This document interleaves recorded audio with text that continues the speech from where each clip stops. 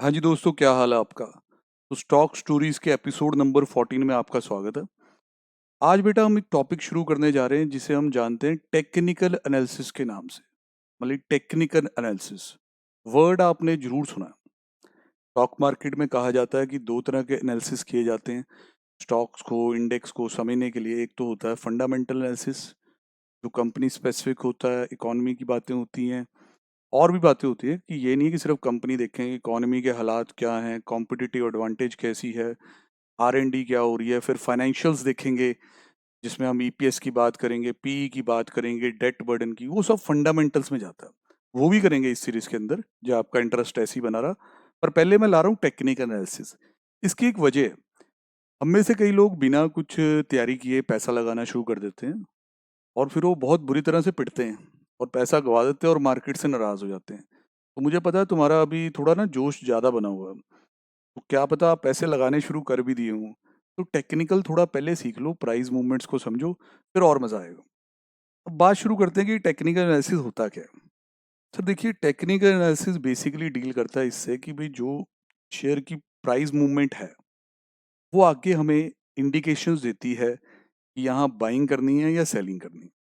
मतलब कि ये पास्ट प्राइसेस को बहुत अच्छे से हमारे पास मेजरमेंट टेक्निक्स बन चुकी हैं, चार्ट्स हैं जिनको देख के हम बहुत डिसीजन मेकिंग कर सकते हैं। मतलब काफ़ी इफेक्टिव है।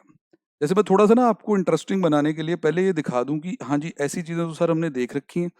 मन में बहुत बार आता है कि इनके बारे में जानने पर पता नहीं चलता।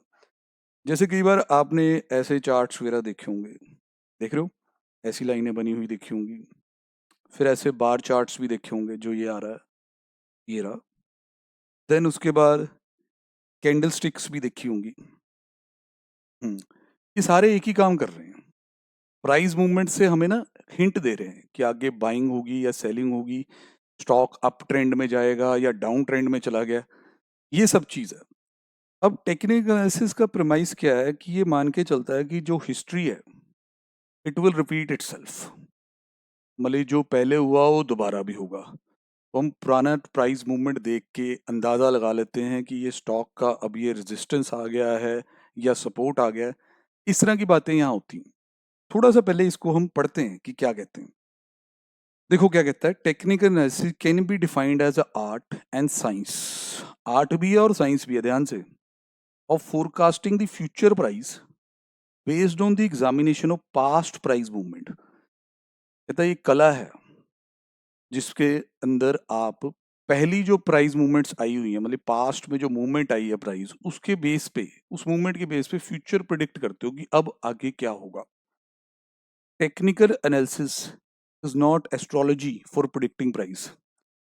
कोई ज्योतिष विद्या नहीं है भाई ये कि लकीरें देख के पंडित जी बता देंगे कि अब ये स्टॉक ऊपर जाएगा नीचे जाएगा। कई बार ऐसा मजाक में वैसे कह देते हैं टेक्निकल एनालिसिस के लिए, पर ऐसा माना नहीं जाता। Technical analysis is based on analysing the current demand supply of commodity, stock, index, future और एनी ट्रेडेबल इंस्ट्रूमेंट। अब बेटा सबसे मजे की बात क्या है कि अगर आप टेक्निकल एनालिसिस सीखो तो ये आपके शेयर्स में भी काम आएगा, आपकी कॉमोडिटी मार्केट में भी काम आएगा, आपकी फॉरेक्स मार्केट में भी काम आएगा। फंडामेंटल एनालिसिस जब आप करते हो तो कंपनियों का अलग है, कमोडिटीज में अलग तरीके की सोच है वहां। तो मतलब एक लाइफ लॉन्ग चीज है। मेरी कोशिश होगी कि जितनी मेरी नॉलेज है मैं उतना आपको इसमें हिंट दूं, दिखाऊं, सारा गाइड करूं। नो डाउट ये बहुत वास्ट फील्ड है, कई लोग इसमें फिर करियर भी बनाते हैं, टेक्निकल एनालिस्ट बनते हैं, तो आप एक्सेल कर सकते हैं बाद में।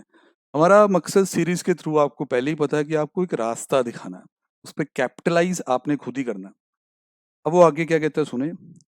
Technical analysis involves putting stock information like price, volume, open interest on a chart जो देखे थे अभी आपने, and applying various pattern and indicators ताकि फ्यूचर में प्राइस मूवमेंट कैसी होगी।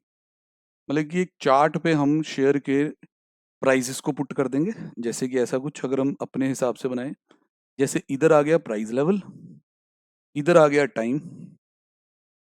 टाइम डेज में भी हो सकता है, मंथ्स में भी हो सकता है, वीक्स में भी और ईयर्स में भी।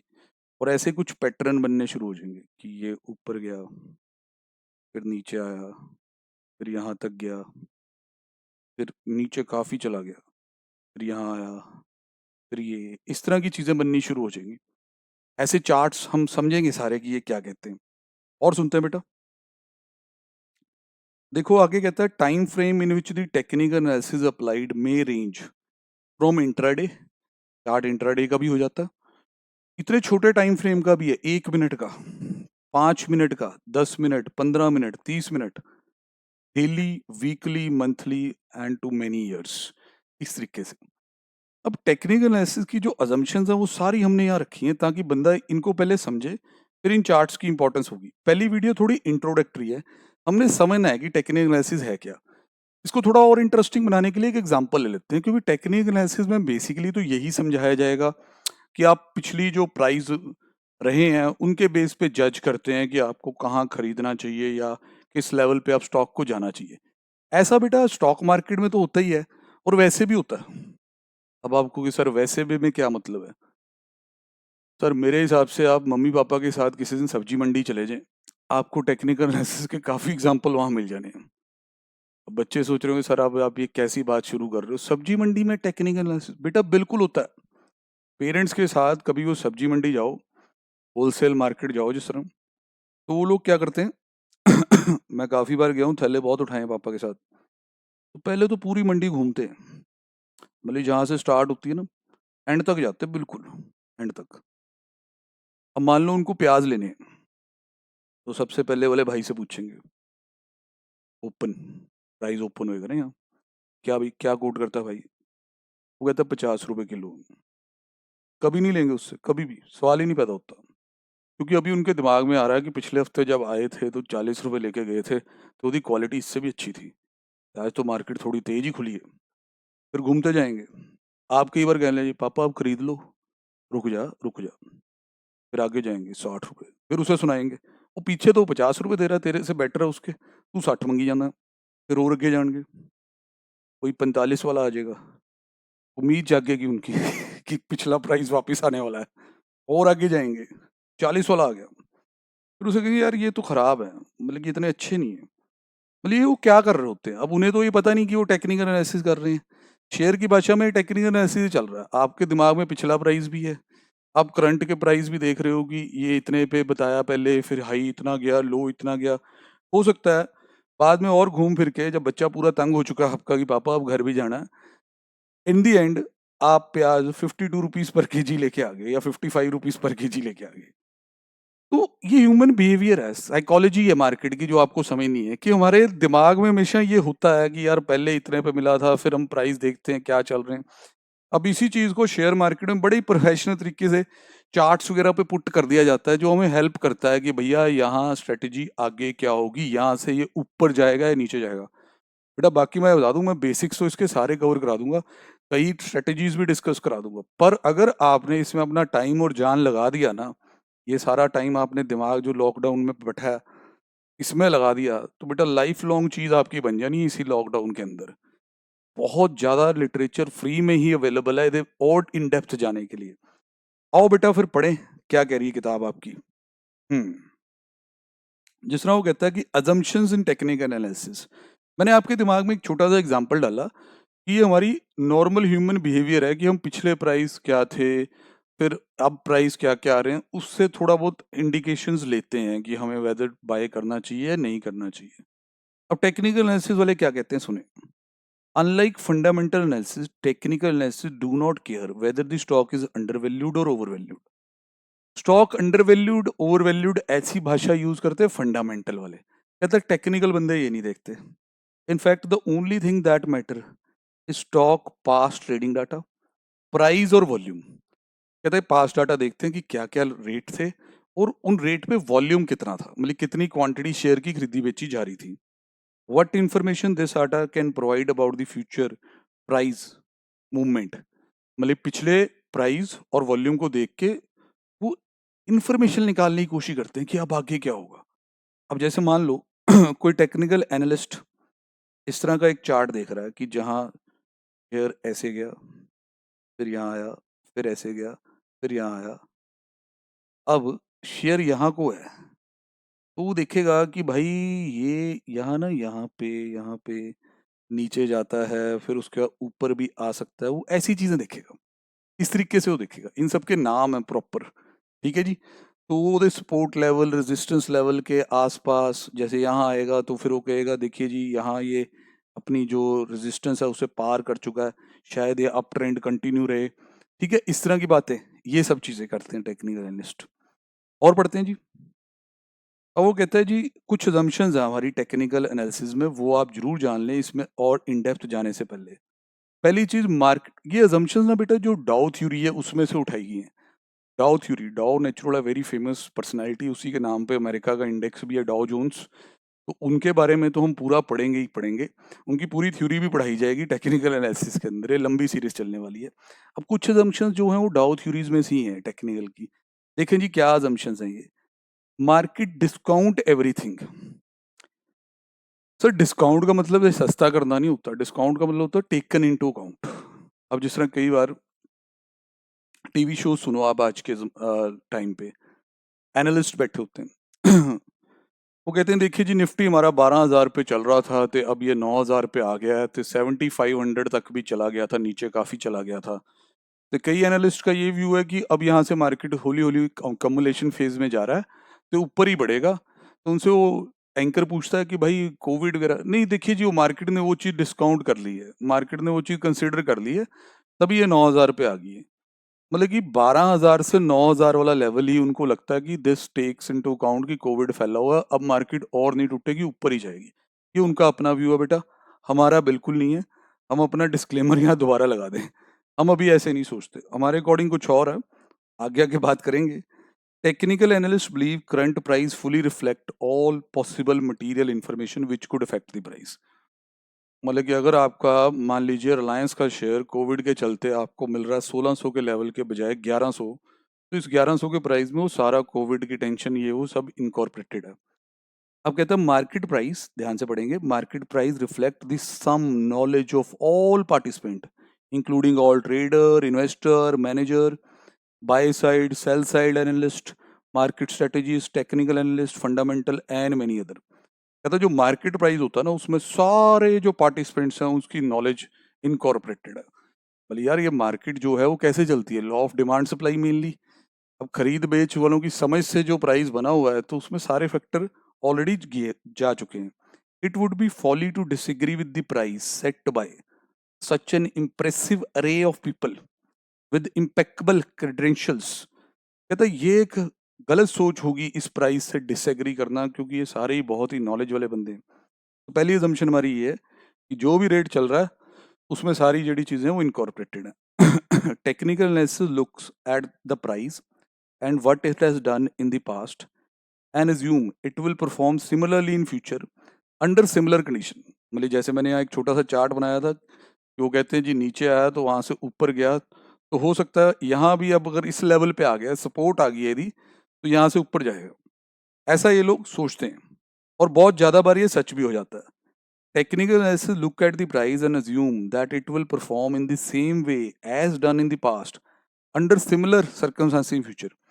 अभी देखो 2008 का जो फॉल था, जब वो अमेरिका में लीमन ब्रदर फेल हुआ, बहुत कंपनियों की ऐसी रिपोर्ट्स आ भी गई है मेरे पास, जो मैं उन्हें बनाऊंगा आगे आपके लिए पूरा लेक्चर उस पर भी, कि भैया तब जब ये टूटे थे तो अगले 2 साल में 400% रिटर्न दे गए थे। अब भी ये उस लेवल पे आ गए हैं, तो यहाँ आपको 400% रिटर्न आ सकती है अगले 2 साल में। तो वो क्या कह रहा है कि 2008 में जब नीचे आया तो ठीक हुआ माहौल, तो 400% रिटर्न दे गया। आज अगर टूट गया तो यहां से भी 400% रिटर्न आनी चाहिए। तो टेक्निकल एनालिसिस पिछले पास्ट पे बहुत ज्यादा बिलीव करता है, मतलब ये मान के चलते हैं कि सेम काइंड ऑफ मूवमेंट दोबारा आएगी, ऐसा ही मान के चलते हैं। अगली assumption टेक्निकल एनालिसिस की, price moves in trend. Technical analysis is trend following system. Most technicians acknowledge that hundreds of the years of price chart have shown us one basic truth: price moves in trend। मतलब अगर up trend establish हो गया है, जो हम सीखेंगे कि up trend का सिग्नल क्या होता है, तो स्टॉक नेचुरल अप ट्रेंड में ही जाएगा। डाउन ट्रेंड एस्टेब्लिश हो गया तो स्टॉक की पिटाई होगी। कहता है if the prices were always random it would be extremely difficult to make money using the technical analysis. मतलब ये पढ़ के थोड़ा लॉजिक लगता है भाई, कि अगर अप ट्रेंड स्टेब्लिश हो रहा है देन आप अपने क्लाइंट को या अपने लिए रिकमेंड करते हैं कि यार यहाँ बाय करना है। Then over the period of time stock में मूव ऊपर का आता है, तो अच्छी बात है ना। अब जो रेंडमनेस ही होगी, ऊपर भी जाएगा नीचे भी जाएगा, आप कुछ कर ही नहीं सकते, फिर तो मार्केट में पैसा बनाना बहुत मुश्किल है, तुक्केबाजी होगी। मतलब अगर टेक्निकल एनालिसिस का हमें करना आता है और हमें ट्रेंड का पता है कि इसका लॉन्ग टर्म ट्रेंड अब अप है, तो हम अपना पैसा कम्युलेशन फेज में लगा सकते हैं और वहां से पैसा अच्छा बन जाएगा। Technician believe it is possible to identify your trend, मतलब माना जाता है कि ट्रेंड को आइडेंटिफाई करना पॉसिबल है। इन्वेस्ट और trade based on the trend and makes the money as the trend unfold. यही तो बात है भाई। अब 2008 में भी मार्केट इन्होंने इतनी गिरा दी थी, उसके बाद एक कम्युलेशन फेज स्टार्ट हो गया था, वहां बड़े बड़े लोगों ने बहुत माल इकट्ठा किया, फिर उसके बाद मार्केट गई जी जबरदस्त अप ट्रेंड में। अब सोचो उन्होंने कितने पैसे बनाए होंगे, और उनको वो चीज आती थी ना, पता था ना, या उनके पास ऐसी प्रोफेशनल कह लो जी फोर्स थी जो उन्हें गाइड कर रही थी कि भाई कैसे चलना है। तो हमें भी इस सीरीज में आपको यही सब सिखाना है, because the technical analysis can be applied to many different time frames. It is possible to spot short term and long term trend. अब जैसे कोई इंट्राडे ट्रेडिंग करता है, वो तो 1 1 मिनट और 5 5 मिनट की भी कैंडल देखनी शुरू कर देते हैं, चार्ट्स जो कैंडल्स बनानी सीखनी है हमने आगे। अब जैसे कोई लॉन्ग टर्म इन्वेस्टर है, वो हो सकता है मंथली देखे, वीकली देखे, समझ रहेंगे नहीं, ईयरली देखे, बल्कि कि पिछले कई सालों में कैसी मूवमेंट इसके अंदर रही है।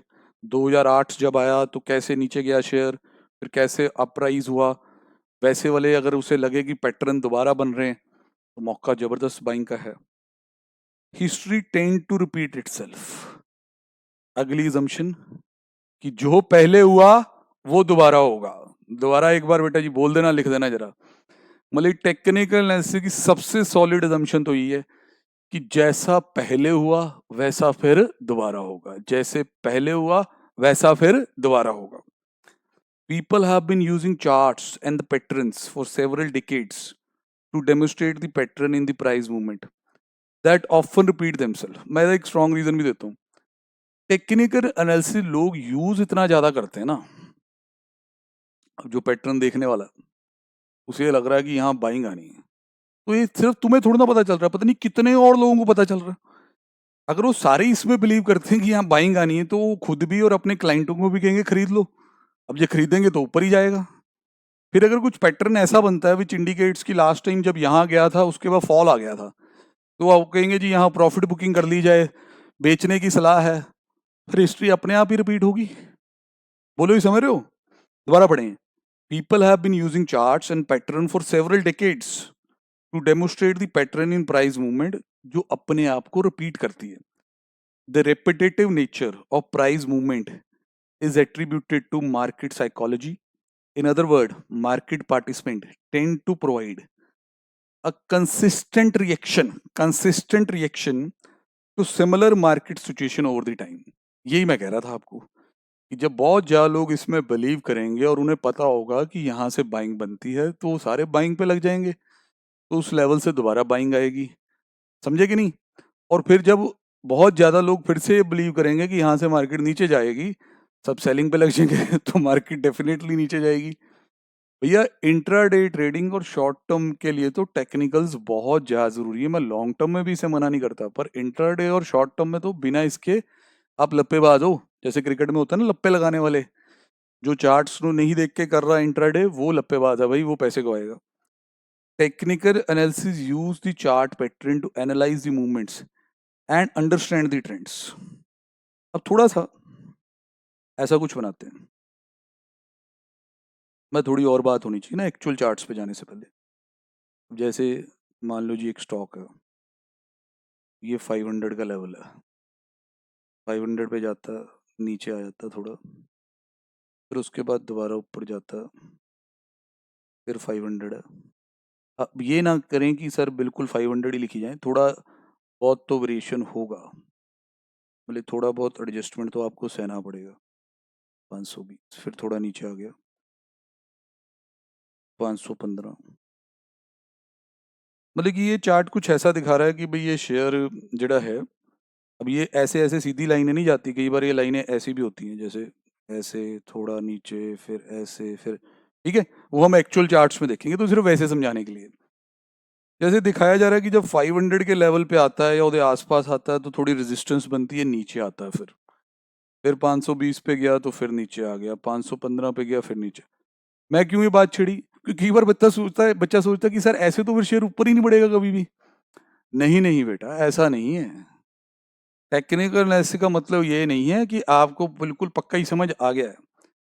कई बार स्टॉक अपनी रेजिस्टेंस को तोड़ देता है, तो एक नया अप ट्रेंड की शुरुआत वहां हो जाती है। और कहने का मतलब ये होता है कि जैसे मान लीजिए इस बार 520 पे आया और बड़ी तेजी से ऊपर चला गया, फिर कहेंगे जी देखो इसने एक नए स्तर स्थापित कर दिए हैं, अब स्टॉक में नई तेज चाल देखी जा रही है। ये सब भी सीखना पड़ेगा। मतलब it is not like be guaranteed कि अगर आपको टेक्निकल एनालिसिस आता है तो आप बादशाह बन गए मार्केट के, आप बता ही देंगे कि भैया ये होएगा ये होएगा। ऐसे तो बेटा सारे फिर करोड़पति हो जाते। बहुत ज्यादा बार हिस्ट्री अपने आप को रिपीट करेगी, पर कई बार आपको सरप्राइज भी करेगी। ऐसे तो स्टॉक फिर 20-20 30-30 हजार के लेवल पे जो गए हैं वो कभी जाते ही ना। रेजिस्टेंस तो उन्होंने भी फेस की, फिर अप मूव भी आए, उन्होंने अपनी नई सपोर्ट और नई रेजिस्टेंस भी ढूंढी। इसलिए लंबी कहानी है, सोच समझ के करनी होती है। और आगे बढ़ते हैं जी। देखो इन्होंने अब नीचे हमें ये बताना शुरू कर दिया कि हमारे पास कुछ चार्ट पैटर्न्स होते हैं, कि चार्ट टाइप्स दिए हुए हैं, कि लाइन चार्ट्स होते हैं हमारे पास, देन उसके बाद बार चार्ट्स होते हैं, then there is a candlestick. अब लाइन चार्ट कैसे बनता है ये सारा हम कल डिस्कस करेंगे। मैं एक इंट्रोडक्शन आपके सामने रख दूं, ये सारा बहुत अल्टीमेट है यार। ये बार चार्ट है, यदि फॉर्मेशन देखो कितनी प्यारी है, ओपन हाई लो क्लोज सब दिखा रहा है।